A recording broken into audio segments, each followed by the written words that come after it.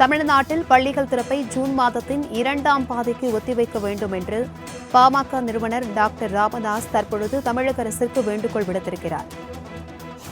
இதுகுறித்தான கூடுதல் விவரங்களுடன் இணைகிறார் எமது செய்தியாளர் ராஜேஷ்.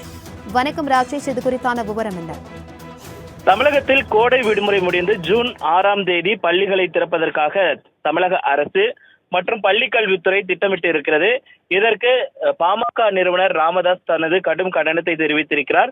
ஏனென்றால் அவர் வெளியிட்டிருக்கக்கூடிய அவர் தனது எக்ஸ் தளத்தில் இதற்கு எதிர்ப்பு தெரிவித்து ஒரு பதிவினை வெளியிட்டிருக்கிறார். அதில் கடந்த சில ஆண்டுகளில் இல்லாத அளவுக்கு நடப்பாண்டில் முன்பாகவே தமிழகத்தின் பல மாவட்டங்களில் அதிக அளவாக 113 டிகிரி பாரன்ஹீட் வெப்பம் பதிவாகி இருக்கிறது. இந்த வெப்பத்தால் பாதிக்கப்பட்டு கிட்டத்தட்ட 10 பேருக்கு மேலாக உயிரிழந்திருக்கிறார்கள்.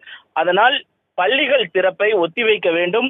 ஏற்கனவே கோடை வெயிலின் தாக்கம் கடுமையாக இருப்பதால் பொதுமக்கள், தொழிலாளர்கள் பகலில் வீட்டை விட்டு வெளியே வர வேண்டாம் என்று வானிலை ஆய்வு மையம் அறிவுறுத்தியிருக்கிறது. இத்தகைய சூழ்நிலையில் பள்ளிகளை திறந்தால் எந்த பெற்றோரும் தங்கள் பிள்ளைகளை பள்ளிக்கு அனுப்ப மாட்டார்கள். எனவே நிலைமையின் தீவிரத்தை உணர்ந்து தமிழகத்தில் பள்ளி திறப்பை ஜூன் மாதத்தின் 2ஆம் பாதிக்கு ஒத்திவைக்க வேண்டும் என்று அவர் தமிழக அரசுக்கும் தமிழக முதலமைச்சருக்கும் கோரிக்கை விடுத்திருக்கிறார். தகவல்களுக்கு நன்றி ராஜேஷ்.